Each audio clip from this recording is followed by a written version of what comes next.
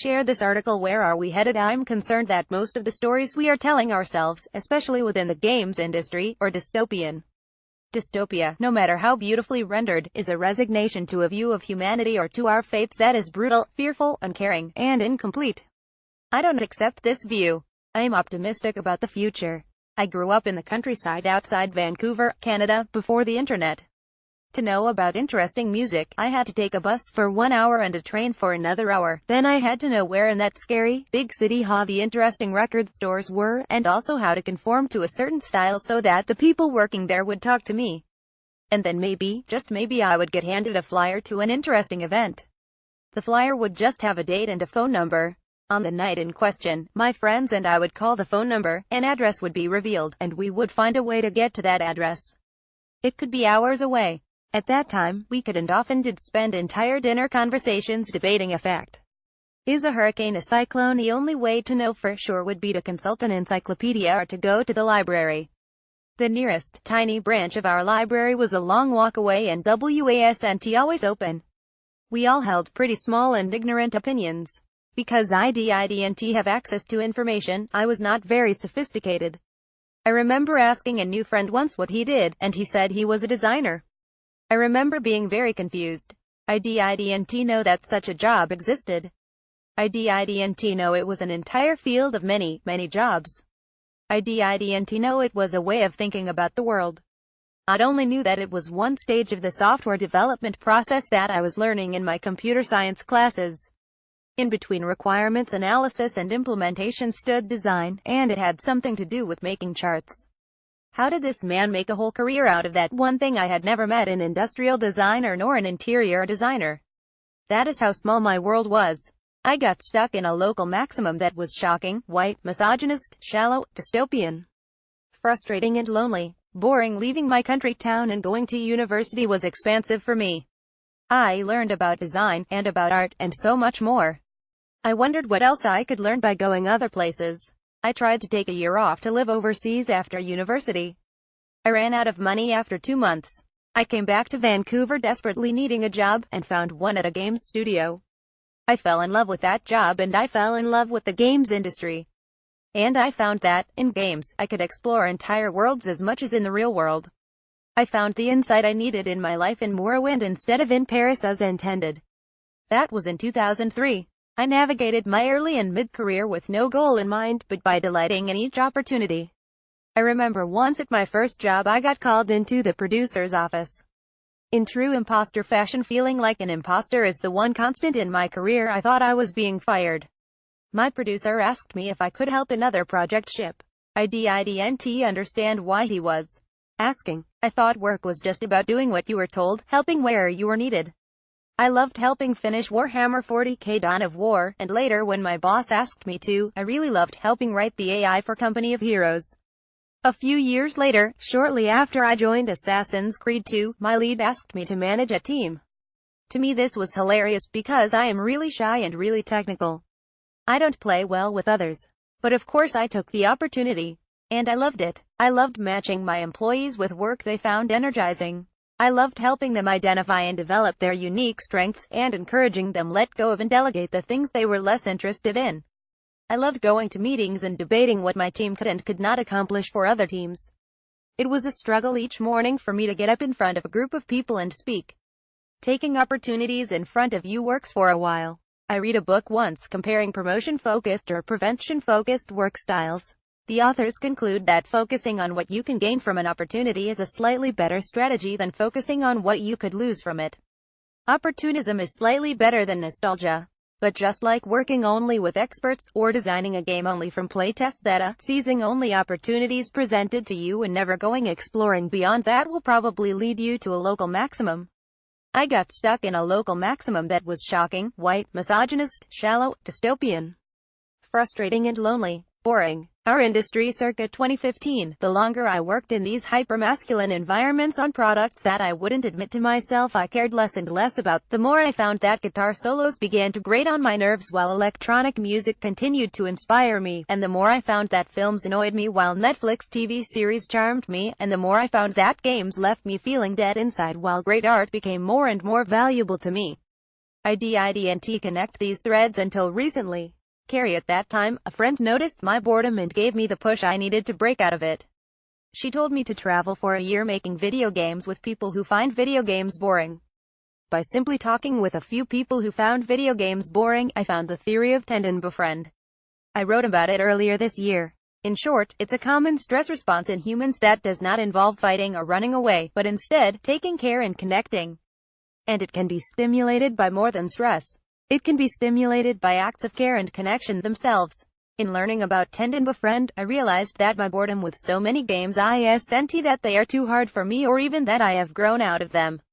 It's that they don't stimulate me. They aren't my pattern. My growing annoyance with guitar solos, linear films, and games had been a gift from my subconscious, showing me that entertainment could be different. Open-world video games will be even better one day soon when we fill them with interesting characters and not with explosions. Guitar solos are a typical masculine energy. This linear build of tension followed by one climax and a denouement is the structure of most Western forms of entertainment.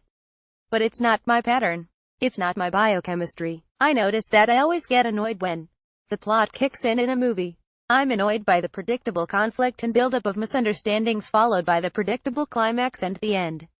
I just want to get to know the characters and exist in their world for a while. TV series are a bit better for this. The characters all have little arcs and there is more of an ebb and a flow to the experience. Open-world video games will be even better one day soon when we fill them with interesting characters and not with explosions. Tend and befriend challenges the underlying assumptions in every game design book I've ever read. It implies that we might not need to design games around this linear build of increasing stress adrenaline and increasing opportunities to win dopamine. Tend and befriend implies that we may be able to design games that balance care and characters, oxytocin and opioids. We might not need frustration, violence, or dystopia to engage the player or the viewer or the listener. Entertainment that is brutal and fearful and is also uncaring and incomplete. It's small. We might be able to imagine something bigger and better. Connection. The internet has changed the world in ways we can't understand yet and can't predict. We are all adapting. When I was young, I had to go to the big, scary city to hope to find a flyer to a party. Now I have the big, scary city and its bad, boring flyers shoved in my face all day long. We're harassed, overwhelmed, overstimulated by a seemingly unintelligible jumble of important and unimportant information. Through all of that, we're also more informed and more connected. While traveling from conference to conference, what has struck me in community after community is that the young developers I'm meeting are much more sophisticated than I or my peers were at their age. New developers may still be figuring out how to make games, but they already have a very clear idea of why to make games, and what to make. Because of the internet, we aren't stuck walking through the snow to the library, cursing ourselves for forgetting our gloves, discovering the library is closed, and then walking home risking frostbite in our hands and still wondering, ineffectually, whether a hurricane is a cyclone or not. We are moving on to deeper pursuits. We are free to learn fast, to exchange ideas, to connect, to validate our own experiences with others like us and therefore to stop questioning ourselves, and from there to build something out of all this. I talked with a handful of people who found video games boring and I found tend and befriend. This demonstrates that games designed by one kind of person end up being games designed for one kind of person. Then I talked with indie developers around the world and they showed me that the industry is changing. Unity, Unreal, YouTube tutorials, Kickstarter, Patreon, and Slack are distributing power in big, democratic ways. Transcendence. It's not just game design that is changing. It's not just film and music either. Most researchers and designers in many other fields have also been weird white cisgender men, and most research subjects have as well. Like games, our societies have been designed largely by one kind of person and therefore for one kind of person. Our systems, our hierarchies, our rules, our roles, our morals, the things we have stayed silent about. These things are changing. When I said I am extremely optimistic about the future, I'm making a choice. We are facing big problems in the world: the wealth divide, global warming, automation, AI, access to relevant education, internet harassment, individually targeted propaganda, overstimulation. If we continue as we are, we may fail. Unity, Unreal, YouTube tutorials, Kickstarter, Patreon, and Slack are distributing power in big, democratic ways. Focusing on what we might lose is one approach to decision-making. Nostalgia. Focusing on what we might gain is another, and is perhaps more interesting. Opportunism. But as a game designer, I know the way to win a game. I isn't to win each battle. It's to change the game. Trying to restore a mythical past is boring, unimaginative, uncaring, and may not work. But trying to leverage each new technical innovation within existing power structures is also boring, unimaginative, uncaring, and may not work. Taking advantage of opportunities without considering the endgame is resigning ourselves to a local maximum, a small one. Imagining dystopian futures is resigning ourselves to a local maximum, a small one, and one that doesn't include the full range of human nature. In earthquakes, ice storms, and hurricanes, we tend to react in the moment not by starting a brawl, but by helping each other. Imagining a future that is new, bigger, and better for everyone might just be more realistic. It might just be the way we might survive. Suddenly I've become interested in utopia. Celebration. Anyone who tells you they can predict the future is wrong. We do not know the future. We cannot know the future. Some experts are predicting that the shift that is occurring with automation and artificial intelligence will be a global paradigm shift, and the greatest change since feudalism gave way to capitalism. No one can accurately predict what this will look like. We have no idea and only conjecture. Expert predictions, fears, hopes, and frequent denial. Stories we tell ourselves. Stories are powerful, but they aren't truth. But there is another option besides trying to predict the future. Designing the future. We can reform the old ways of doing things, the ways that have privileged one kind of person. We can design futures that leverage all our unique, individual strengths and talents worldwide. Where do we start? Kate Edwards once told me that you can't change the world, but you can make your little corner of it better. Our corner of the world is video games. In video games, we can create the worlds we want to live in. And video games is not such a small corner of the world. The entertainment we consume is the framework through which we understand the world. It's where our unconscious biases are built. It's where we find role models. It's where we explore our options. It's how we connect with each other. Video games can be powerful. So here is a new story. It's not a prediction, it's a goal. It's a future of video games that is a future of the world. I wake up to a sunrise simulation, soft music, and the smell of coffee brewing in my breezy studio apartment.